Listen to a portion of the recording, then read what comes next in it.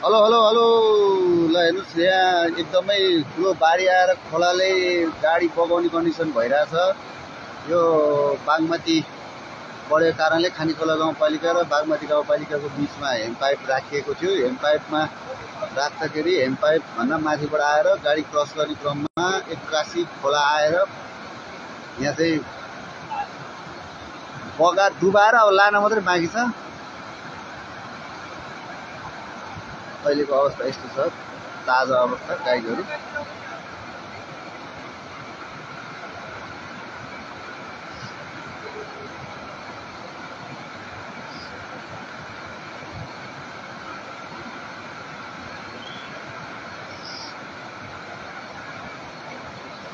गाडी क्रस गर्ने क्रममा यता एउटा गाडी यहाँ माथि छ, एउटा गाडी तल छ।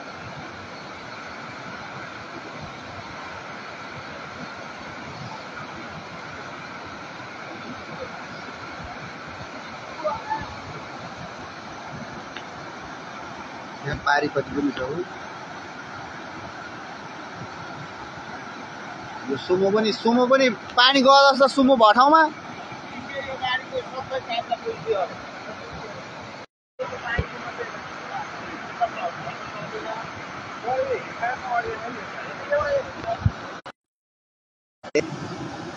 हेमपाइप पनि लय ल, हेमपाइपै लय ल। ल के गर्ने होला यार,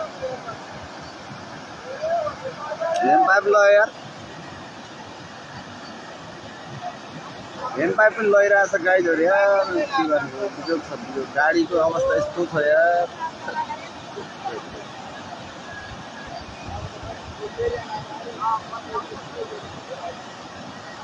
आमामा कत्रो कत्रो रुख आएको यार।